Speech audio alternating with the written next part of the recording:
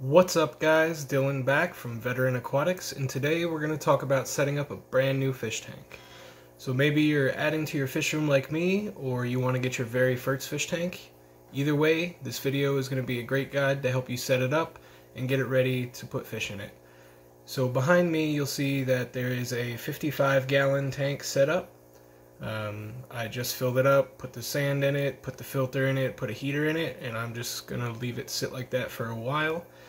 Now, the first thing to consider when you want a new fish tank is what size tank are you going to get. Generally speaking, for beginners, I'd recommend something between 5 gallons and 55 gallons.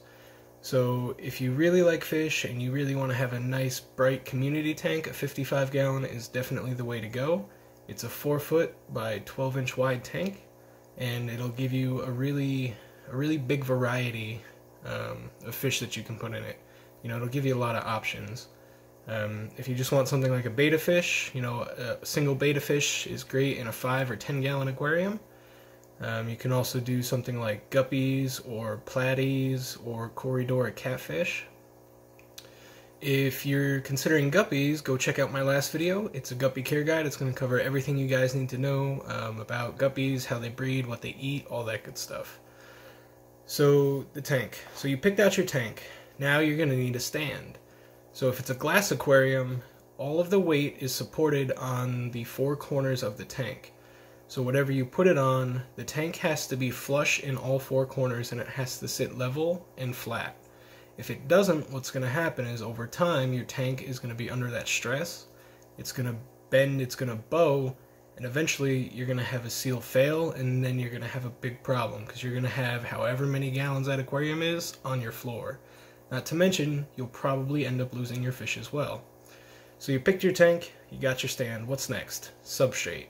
So in the 55 behind me, I'm using black diamond blasting sand. I really like the black sand. I think it's really pretty. You know, it's really nice. You can also use pool filter sand, which you can get at Lowe's or Home Depot relatively inexpensively, or you can use your plain old gravel.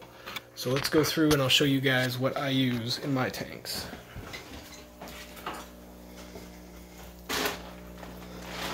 So in this one, like I said, is black diamond blasting sand. Same thing down here in the cichlid tank, black diamond blasting sand. Again guys, it's really nice. It's like a shiny black, it's actually charcoal, it's not sand, but it's completely aquarium safe. It's like $8 for a 50-pound bag. I have more black diamond blasting sand in this guppy tank.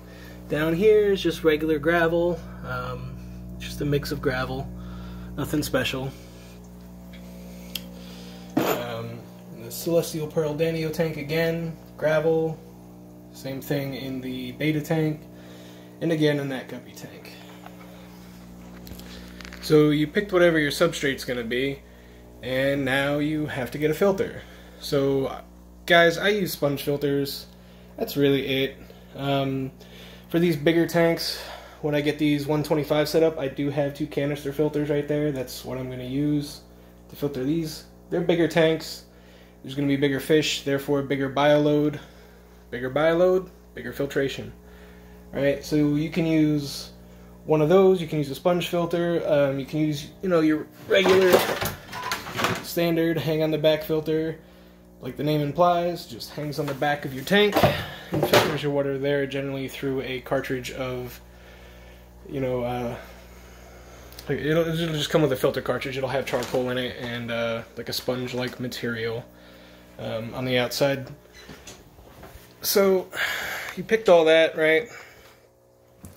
You got your filtration, you've got your substrate, you got your tank, you got your stand. The next thing you need to think about is you need a heater. So the general rule is going to be 5 watts per gallon of water, right? So if you have a 55, that's at least, you know, like a 275 watt heater. That one's got a 300 watt heater. If you have a 10 gallon, it's a 50 watt heater, 20 gallon, 100 watt heater, so on and so forth. A good thing to consider, so in this, I have a fish room in here. I have many tanks, so I just keep the general temperature around 76 so my heaters don't have to work so hard. right? Heaters are a big drain of electricity, and that's where the majority of your electricity use is going to come from, is from the heaters. So as long as your tanks are sitting around normal room temperature between 70 and 76 degrees, you shouldn't have too much of a problem with the heaters drawing electricity. That said, there are some fish that don't require heaters, and I will make a video on that in the future. So you've got everything you need for your tank, right? It probably came with the lids. If not, check out my DIY tank lids video. It'll give you guys a good way to make your own tank lids really cheaply. Now we have to cycle the tank. So when it comes to cycling a tank, there's a couple of ways we can do it. You can do it the way I'm doing it, which is that I'm taking a filter that I used in an already established tank and running it in the new tank. The idea, guys, is that you need to have beneficial bacteria that help destroy waste that the fish create, and it helps create an environment where the fish can thrive.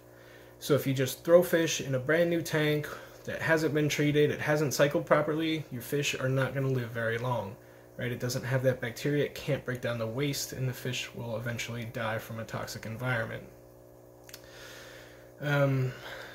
Another way you can cycle your tank is a fish in cycle. So you can put fish, generally something really hardy. When I was younger, I would use feeder guppies to do this. You can use something else like a couple of platies. They're very hardy, very difficult to kill fish.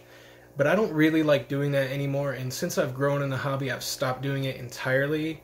It's kind of cruel to the fish, right? There's a good chance they're going to end up dead, and even if they don't, they're going to suffer through the cycling of your tank. And I just don't really think fish should be treated that way. It is an option, you know, it's something that you can consider if you want to do it. So be it, it's entirely up to you. You can also do the fishless cycle, so no fish. You can either add like a piece of shrimp in there, right, and just let it decompose. That'll give the bacteria something to eat and it'll let them grow. Just make sure you're running your filter right, because the filter is where you're going to build up the bulk of your beneficial bacteria. It's going to be the filter and the substrate. So when I moved here, I kept all the substrate in the tanks as I was moving, and I kept it wet. I left just enough water in the tanks so that way the substrate would all stay damp, and I did the same thing with the filters. I put them all in a nice waterproof tote, filled the tote with water so that way the filters all stayed nice and wet and the bacteria didn't die off. What that allowed me to do is come here, hook up all my tanks, fill them up with water, get them up to temperature, and then once the filters were in and the tank was running for a little while, I was able to almost immediately put my fish back in because I already had all that beneficial bacteria in the tank.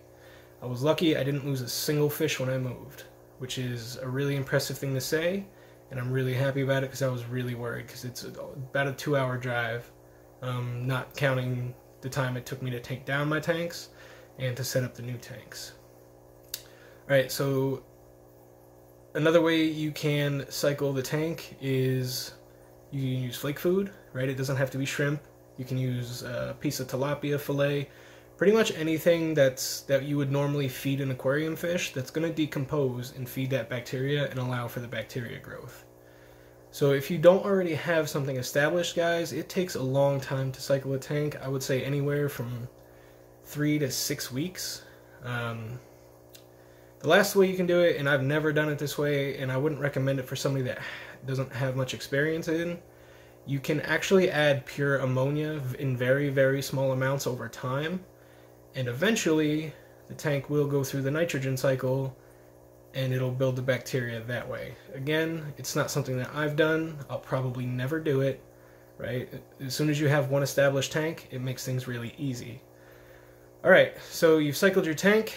You've decided that you want to throw guppies in there, and you go to the local pet store, PetSmart, Petco, ideally a local fish store that actually takes care of their fish, and you bring them home.